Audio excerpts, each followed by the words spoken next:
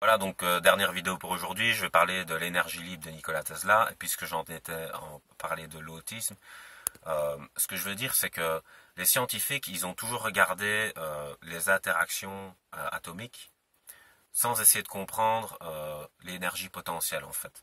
On a, dans notre éducation de croyance au niveau scientifique, on a plus accordé d'importance au mouvement en fait, donc à l'électricité, enfin à l'énergie produite par le mouvement. Et donc, c'est celle qu'on a vue avec la lumière et tout ça. Et on s'est attardé sur ça. Et on s'est dit aussi dans nos sociétés que le mouvement créait la vie et qu'il n'y avait pas de vie sans mouvement en fait. Et donc, on pense pas qu'il y a de vie dans l'inertie. Donc, une personne qui parle pas et qui va pas en interaction avec les gens, c'est une personne qui n'a pas envie. C'est une erreur et Nikola Tesla l'a très bien constaté parce que c'était pas un scientifique avec des croyances aussi arrêtées que certains même d'aujourd'hui à cause du matraquage médiatique et capitaliste. Donc, on a souvent des scientifiques soit anarchistes, donc libertaires, soit des scientifiques fascistes, sécuritaires, mais aucun se rejoint dans la nuance en fait. C'est pour ça que la façon d'aborder les sujets scientifiques n'est vue qu'à travers le prisme des croyances. Si vous voulez voir un arc-en-ciel, vous devez enlever le prisme. Parce que si vous mettez un prisme, vous voyez que la couleur verte, si c'est filtré ainsi. Donc votre croyance, elle filtre votre perception. Donc si vous avez une croyance, votre perception est filtrée. Donc vous faites que des découvertes sur la lignée de votre perception. Voilà, et donc c'est pareil avec l'énergie libre. Et Nikola Tesla, lui, avait enlevé le prisme et donc il regardait l'énergie autrement que les autres scientifiques. Et donc, Nikola Tesla pensait qu'il y avait de l'énergie partout, absolument partout. Il faisait la différence en fait entre l'énergie potentielle et l'énergie réelle. L'énergie réelle, c'est ce qui est mis en mouvement, effectivement, donc qui est en communication. Et l'énergie potentielle, c'est une énergie qui n'est pas en interaction, c'est-à-dire qu'elle est invisible, elle est fantomatique, elle est spectrale. Donc, regardez le rapport avec les autistes. Les autistes, quand vous les voyez dans une cour de récré, ils sont spectraux, ils sont comme des fantômes. Ils n'existent pas, vous ne les voyez pas, vous passez à côté d'eux, vous ne les voyez pas. Pourtant, ils existent, pourtant, ils vous voient, pourtant, ils sont là, et pourtant, ils pourraient vous parler. Vous voyez, ils pourraient, le potentiel, ils sont là, donc l'énergie est là, mais voilà, ils ne sont pas en interaction. Et aussi, parfois on est surpris par la puissance. Par exemple, un petit volcan qui crache beaucoup tout le temps, on va se dire ouais il est là, on sait qu'il est là, il crache tout le temps, on le voit tout le temps péter et on voit de la lave comme ça partout. Et on va focaliser notre attention sur ça puisqu'il pète tout le temps. Par contre, on a un grand volcan géant là et il dort. Et on se dit il dort, il n'y a rien, il n'est pas vivant, c'est une montagne morte quoi. Et en fait non, c'est un volcan qui dort. Énergie potentielle, volcan qui dort. Par contre, quand il pète une fois, il va péter une fois plus fort que 100 fois le petit a pété. Hein. Et donc, c'est ça en fait. Parfois, on est surpris, on voit de l'énergie qui sort quelque part, on se dit qu'est-ce que c'est que ça dans le monde des particules, on se dit qu'est-ce qui s'est passé. Des particules dormantes qui avaient une énergie potentielle très forte, mais pas exploitée dans l'interaction. Et donc, c'est pour ça que Nikola Tesla, euh, euh, il a compris en tant qu'ingénieur que s'il y avait de l'énergie libre et de l'énergie partout, en tant qu'ingénieur, on peut construire des moteurs et tout ça avec n'importe quelle énergie, presque.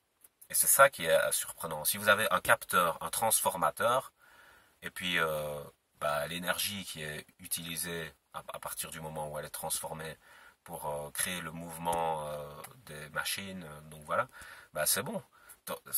Faut aller dans le détail, évidemment, faut faire des études poussées. Là, c'est générique, donc voilà, je fais pas le malin avec ça. Hein, c'est dur d'être ingénieur, hein, mais ce que je veux dire, c'est l'idée principale, c'est la base, c'est la captation d'énergie et puis la transformation en, en énergie qu'on voudrait pouvoir utiliser, de la manière dont on voudrait pouvoir l'utiliser dans la machine qu'on a construite. Et donc, il faut quand même adapter la machine aussi à l'énergie qu'on peut recevoir et adapter l'énergie qu'on peut recevoir à la machine. Il faut qu'il y ait un genre de mariage entre les deux.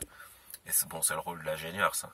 C'est très compliqué. Mais par exemple, ça montre bien aussi le monopole capitaliste parce que on pourrait faire, avec les idées de Nikola Tesla, on pourrait aisément faire des voitures à eau, des trucs comme ça, mais l'industrie du pétrole, faire une voiture à eau, t'as ta boulette, Pourquoi? Parce que tu vends plus ton pétrole, tu fais plus ton bénéfice, tu fais plus ton bénéfice, t'as plus ton pouvoir, ton économie chute et tout ça. Donc non, eux non, ils acceptent pas. Ils acceptent pas les alternatives. Hein.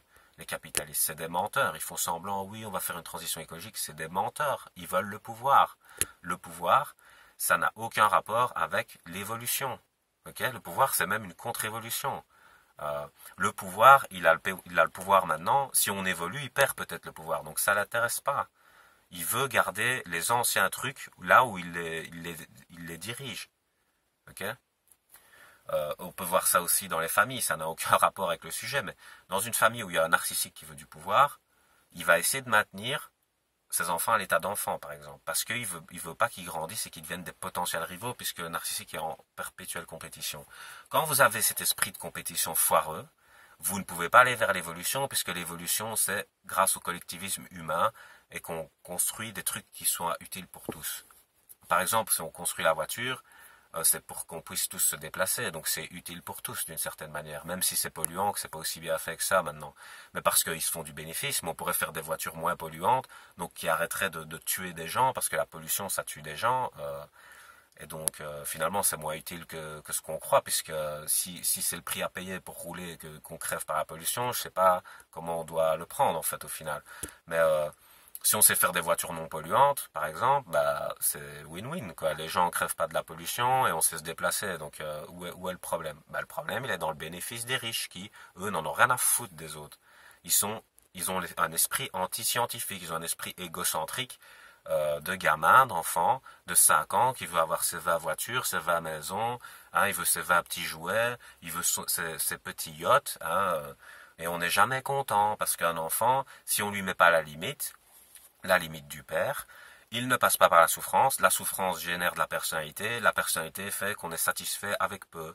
Et si on passe pas par là et qu'on est sans limite, eh ben voilà, on est insatisfait tout le temps, on veut toujours plus, et tu peux avoir 150 000 yachts si tu veux, tu seras toujours pas satisfait, parce que t'as pas de personnalité, et ta personnalité fait que tu peux être satisfait. Gros problème, voilà, superficiel. Et la science n'est pas superficielle, parce que la science vit dans le réel. Elle vit pas dans son petit monde imaginaire, sinon on n'aurait jamais su créer des trucs dans le réel. Donc c'est ça qu'il faut comprendre. Et il faut bien comprendre la notion d'énergie libre de Nikola Tesla parce que c'est pas des conneries. Il était très fort là-dedans et il savait générer de l'énergie grâce à partir de l'énergie potentielle et c'est ce qu'il a fait avec ses différents moteurs, etc. Et aussi j'ai vu un truc qui disait que oui, nous étions tous bêtes, ou je sais pas quoi, que ça servait à rien d'aller en introspection parce que notre cerveau était dans l'imagination, et qu'on était plat et qu'il fallait vivre uniquement à l'extérieur. Domination capitaliste. Réfléchir, c'est déjà commencer à désobéir. Slogan de l'armée. Je ne veux pas des gens qui pensent, je veux des gens qui travaillent. Rockefeller. Voilà. Eh ben oui. N'allez pas en introspection, vous découvrez rien, vous pensez pas par vous-même et vous êtes des bons petits clones, petits soldats du capital. Voilà, c'est exactement ce qu'ils veulent. Ils veulent des producteurs et des consommateurs. Vous ne pouvez pas être autre chose que ça. Et ça, c'est pas l'évolution de l'humanité, c'est la régression. On est en train de niquer l'humanité. Parce que si on faisait une éducation convenable pour tous, c'est pas au profit des riches. Hein, parce que si vous retirez un enfant d'une famille narcissique, je peux vous dire que son potentiel il va exploser. Hein. Si vous l'encouragez tout ça, que vous le respectez, il va devenir quelqu'un de très bien après.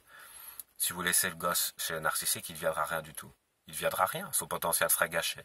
C'est exactement le sort de l'humanité là maintenant. L'humanité, elle peut se sortir de cette merde, de ces sales dirigeants égocentriques, et elle peut devenir quelque chose de meilleur. Elle peut partir à la conquête de l'espace. Elle peut. D'ailleurs, Einstein avait dit ça. Il dit le mot progrès n'aura aucun sens tant qu'il y aura des enfants qui mourront de faim sur cette planète. Exactement, exactement. On pourrait nourrir tout le monde en répartissant correctement les richesses et tout ça.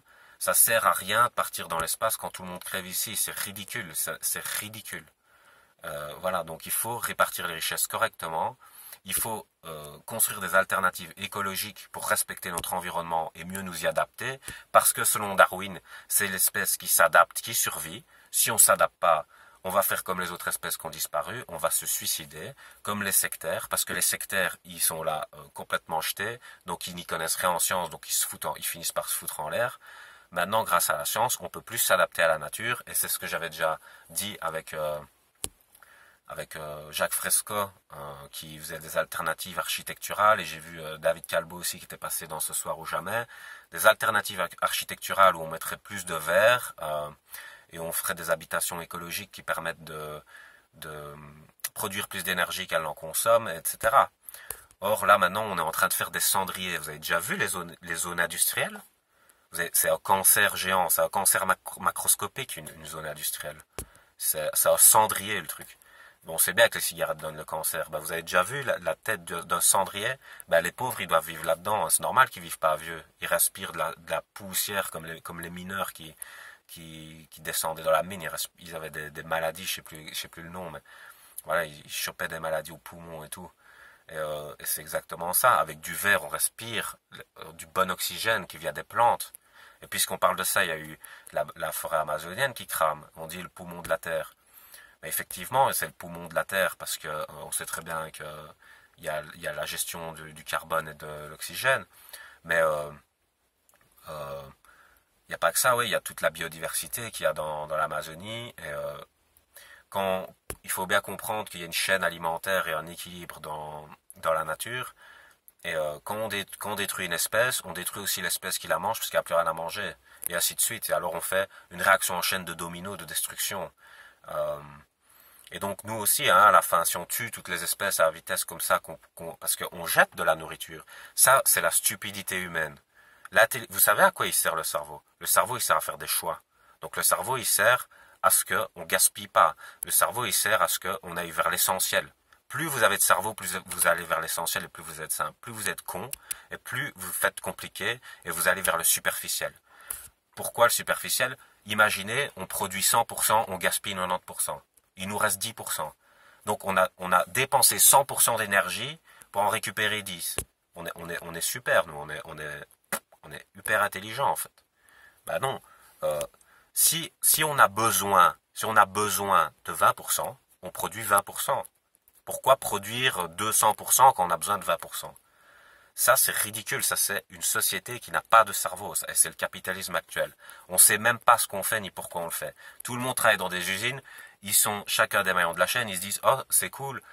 Je participe à l'humanité, à sa construction. Et en fait, on ne sait pas, en étant un membre de la chaîne, que ce qu'on produit va être jeté. Direct. Ça va être sorti de l'emballage, ça va être mis à la poubelle. Et on entasse des crasses comme ça, et donc la main-d'œuvre qui vient d'être faite, elle n'est pas respectée. Imaginez les riches. Les riches, ils mettent des vêtements dans leur garde-robe. Eh ben, imaginez les enfants qui les font dans les pays pauvres. L'enfant, pour faire la couture, il a mis blindé de temps. Il a mis le cœur à l'ouvrage et tout, pour faire un beau truc et tout ça. Pourquoi?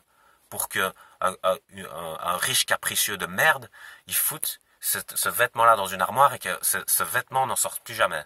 Vous imaginez la stupidité du monde dans lequel on vit. C'est hallucinant. Et maintenant, il faut rendre le pouvoir aux scientifiques et arrêter les conneries maintenant. Les enfants de 5 ans, on leur met une petite fessée, ils vont dans leur chambre, et on laisse les adultes qui dirigent le monde maintenant. Parce que ça suffit. Donc je vous laisse sur ça, bonne soirée.